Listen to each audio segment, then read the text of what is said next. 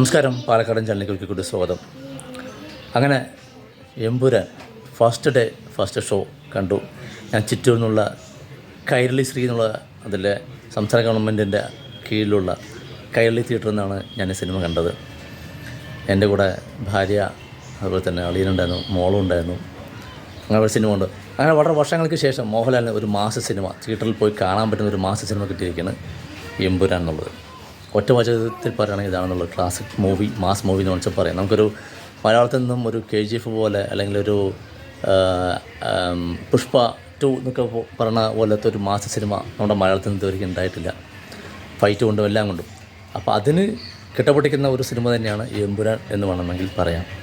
പിന്നെ പൃഥ്വിരാജും ഇതിൻ്റെ പുറകെ പ്രവർത്തിച്ച എല്ലാവരും നന്നായിട്ട് പണിയെടുത്തിട്ടുണ്ട് സിനിമയ്ക്ക് വേണ്ടിയിട്ട്.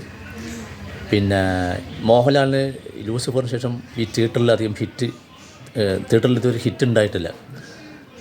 അപ്പോൾ ലൂസിഫറിൻ്റെ സെക്കൻഡ് പാർട്ടിലാണ് വീണ്ടും ഒരു തിരിച്ചു ഒരു ആൾ നടത്തിയിരിക്കുന്നത് തിയേറ്ററിലൂടെ. ദൃശ്യം 2 ഒക്കെ ഒരു വർഷം തിയേറ്ററിൽ ഇറക്കിയതെങ്കിൽ വൻ വിജയമായിട്ടുണ്ടാവുമായിരുന്നു. പക്ഷേ അത് OTT ആയതുകൊണ്ട് തിയേറ്ററിൽ നിന്നിട്ടുള്ള ഒരു ഹിറ്റ് എന്നുള്ള സിനിമ ആണെങ്കിൽ ഇത് നമുക്ക് പറയാം എമ്പുരാൻ എന്നുള്ള സിനിമ. ഇതിൽ ബാക്ക്ഗ്രൗണ്ട് സ്കോർ വളരെ നന്നായിട്ടുണ്ട്. ഇതിൽ പിന്നെ ടോവിനോ, പൃഥ്വിരാജ്, പിന്നെ സുരാജ്, അങ്ങനെ കുറച്ച് ആൾക്കാരൊക്കെ ഉണ്ട് ഇതിൽ. മെയിനായിട്ടുള്ള കുറേ ആൾക്കാർ എല്ലാവരും നല്ല രീതിയിൽ പെർഫോം ചെയ്തിട്ടുണ്ട്. മഞ്ജു വാര്യർ ഇതൊക്കെ ഉണ്ട്. പിന്നെ ഒരുപാട് ഇപ്പോൾ ഇതിൽ ഒരു നെഗറ്റീവ് പറയാനുള്ള എന്താണെന്ന് വെച്ചാൽ, നെഗറ്റീവ് എന്ന് പറയാൻ പറ്റില്ല. ഇതിൽ നെഗറ്റീവ് പറയാനായിട്ട് ഒന്നുമില്ല ഞാൻ നോക്കുന്ന സമയത്ത്.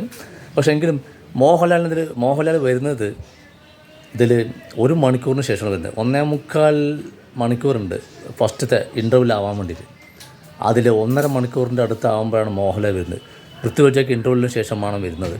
അപ്പോൾ ഫസ്റ്റ് കാണുന്നതൊക്കെ ഒരുപക്ഷെ ഒരു ബോറടി ആയിട്ട് തോന്നി. ഈ ഫസ്റ്റ് ഹാഫ് നിന്നൊരു ചെറിയൊരു ബോറടി ആയിട്ട് തോന്നി. കാരണം നമ്മുടെ ഇന്നത്തെ രാഷ്ട്രീയ സാഹചര്യത്തെക്കുറിച്ചും രാഷ്ട്രീയ നേതാക്കന്മാരുടെ ഉള്ളിലുള്ള ഇതിനെക്കുറിച്ചിട്ടൊക്കെയാണ് ആ സിനിമ ഫസ്റ്റ് പറയുന്നത്. രാഷ്ട്രീയ പൊളിറ്റിക്കൽ ഇതാണ് ചർച്ച ചെയ്യുന്നത് ഫസ്റ്റ് ഹാഫ് എന്നുള്ളത്.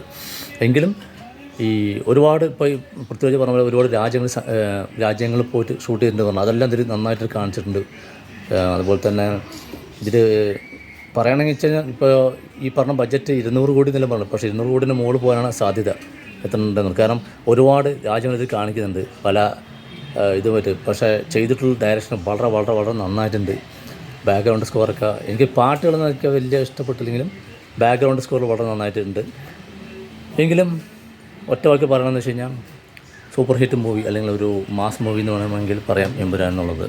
ലൂസിഫറിനേക്കാളും ഒരുപടി മുകളിൽ തന്നെയാണ് എമ്പുരാൻ്റെ ഈ മൂവിയുടെ സ്ഥാനം എന്ന് വേണമെങ്കിൽ പറയാം. കാരണം ഒരുപാട് കാസ്റ്റ്, ഒരുപാട് വലിയൊരു ബാനർ ചെയ്തിട്ടുള്ളൊരു സിനിമ കൂടിയാണ്.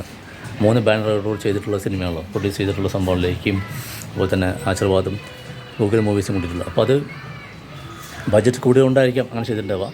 എങ്കിലും എല്ലാവർക്കും പോയി കാണാൻ പറ്റിയ, കുടുംബസമേതം കാണാൻ പറ്റിയ സിനിമ തന്നെയാണെന്ന് വേണമെങ്കിൽ നമുക്ക് പറയാം.